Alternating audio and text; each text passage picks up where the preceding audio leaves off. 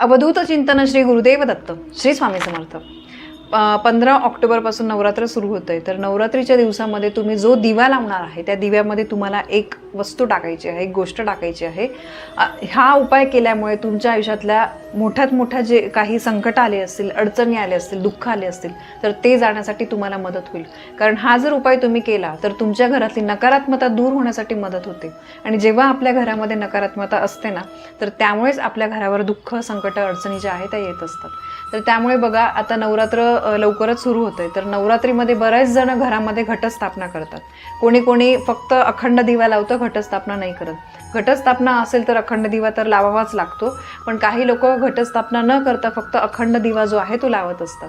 तर काही लोक सकाळ संध्याकाळ जो जास्त वेळ तेवत राहील 2 ते 3 तास असा दिवा आपण लावत असतो। तर ह्याच दिव्यासमोर आपल्याला रोज न चुकता दिव्यामध्ये एक वस्तू टाकायची आहे आणि ती वस्तू जी आहे ती तुम्हाला रोज नवरात्रीचे 9 दिवस तुम्हाला हा उपाय रोज करायचा आहे। हा जर उपाय तुम्ही रोज केला ना तर देवीच्या कृपेने तुम्हाला सर्व काही तुमच्या आयुष्यामध्ये अगदी भरभरून मिळेल। अतिशय प्रभावी उपाय आहे। मी याआधी पण तुमच्यासोबत हा उपाय शेअर केलेला आहे। तर बघा हा उपाय जो आहे तो तुम्ही सकाळी जेव्हा देवाजवळ दिवा लावता तेव्हा करू शकतात किंवा संध्याकाळी केला तर अतिउत्तम। कारण आपण म्हणतो बघा की संध्याकाळची वेळ आहे, ही देवी लक्ष्मी घरी येण्याची वेळ आहे असं आपण म्हणत असतो। तर त्यामुळे संध्याकाळी तुम्हाला जमत असेल आणि असं पण आपण संध्याकाळी देवाजवळ दिवा लावतच असतो, त्यामुळे तुम्हाला संध्याकाळी केला तर तुम्ही अतिउत्तम, नाही जमत आहे तुम्ही सकाळी केला तरीही चालेल। पण हा उपाय करताना लक्षात ठेवा काळ्या रंगाचे कपडे फक्त घालू नका। तुम्ही लाल, पिवळा, हिरवा हे जे शुभ रंग आहेत, जे देवीचे रंग आपण म्हणतो बघा, देवीला आपण ओटी भरताना हिरव्या रंगाची, लाल रंगाची अशी साडी आपण अर्पण करत असतो।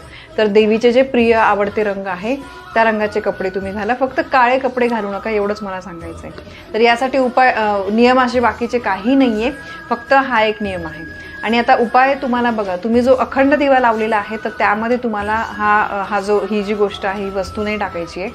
तुम्ही जो देवासाठी रोज तुम्ही दिवा लावणार आहे त्यामध्ये तुम्हाला ही वस्तू टाकायची आहे।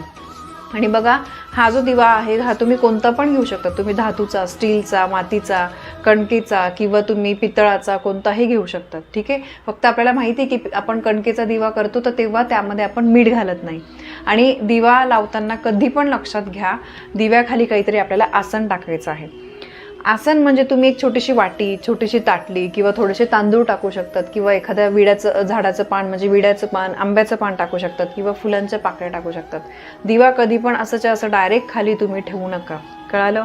दिव्याखाली आसन हे टाकायचंच आहे, कारण आसनाशिवाय दिवा जर आपण खाली ठेवला डायरेक्ट तर त्याचं पूर्ण फळ जे आहे ते आपल्याला मिळत नाही, कारण तो अपूर्ण अवस्थेमध्ये आपण दिवा जो आहे तो लावलेला असतो। म्हणून दिव्याखाली आसन हे नेहमी ठेवलंच पाहिजे। आता दिवा जो आहे तो तुम्ही शक्यतो तेलाचा लावा। तेलाचाच दिवा जो आहे तो तुम्ही लावण्याचा प्रयत्न करा। आपल्या देवघरासमोर तुम्हाला हा दिवा लावायचा आहे। सर्वात पहिले दिवा प्रज्वलित केल्यानंतर तुम्हाला त्याला हळद, कुंकू, अक्षता अर्पण करायचं आहे।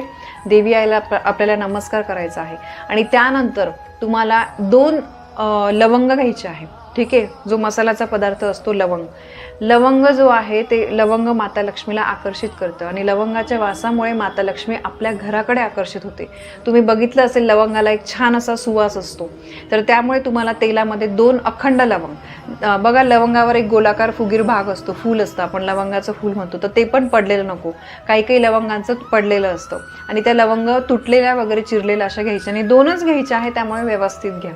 तर असे 2 साबूत लवंग जे आहे न तुटलेली अशी लवंग तुम्हाला त्या दिव्यामध्ये टाकायची आहे, ठीक आहे। दिवा पहिले प्रज्वलित करायचा आहे आणि त्या दिव्यामध्ये तुम्हाला ते लवंग टाकायचं आहे।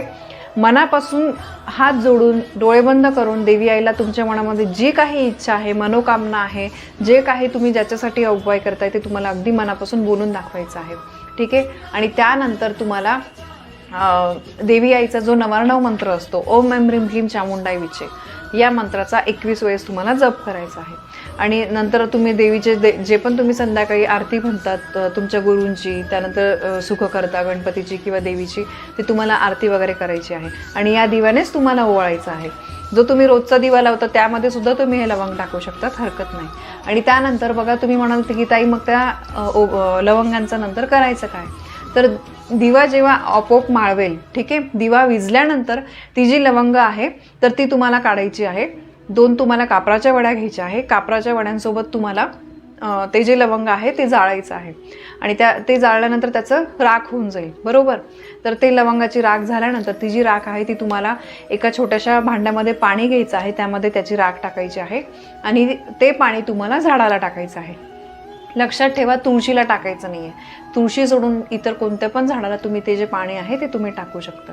असं तुम्हाला रोज 9 दिवस करायचं आहे. तुम्हाला नाही जमत आहे एकदा तरी हा उपाय करा, पण करा. लवंग जे आहे ना ते माता लक्ष्मीला अतिशय प्रिय आहे आणि या 9 दिवसांमध्ये देवी आईचा प्रभाव खूप खूप खूप जास्त प्रमाणामध्ये असतो. म्हणून तुम्ही कंटाळा न करता न विसरता हे जे छोटे छोटे उपाय आहे हे करा. भले काही महिला बघा वर्किंग आहेत, बऱ्याचशा त्यांना कोणाला लहान मुलं असतात तर नाही जमत. आपल्याला सगळ्यांना तर वेळेत वेळ काढून दुर्गा सप्तशतीचा पाठ करण्याचा प्रयत्न करायचाच आहे. तुम्ही एक पाठ करा, पण करून बघा. त्याबद्दलचा सुद्धा व्हिडिओ येईल. आत्ता मी तुम्हाला सगळं इन डिटेल नाही सांगू शकत, पण बघा तुम्हाला ह्या काही सेवा पारायण करायला जर वेळ नसेल तर हे जे छोटे छोटे उपाय मी तुमच्यासोबत शेअर करते हे नक्की करा. अगदी छोटे पण अतिशय प्रभावी उपाय आणि खूप फलदायी ठरणारे हे उपाय आहे. या 9 दिवसांचा आपल्याला फायदा करून घ्यायचा आहे, कारण वर्षातले असेच काही दिवस असतात जेव्हा आपण असे काही उपाय केले ना तर त्याचं भरभरून फळ जे आहे ते आपल्याला मिळत असतं. तर हा एक महत्त्वाचा उपाय मला तुमच्यापर्यंत पोहोचवायचा होता. माहिती आवडली असेल तर व्हिडिओला लाईक करा, शेअर करा, कमेंट करा. पुन्हा भेटूया अशा एका नवीन माहितीसोबत. तोपर्यंत श्री स्वामी समर्थ.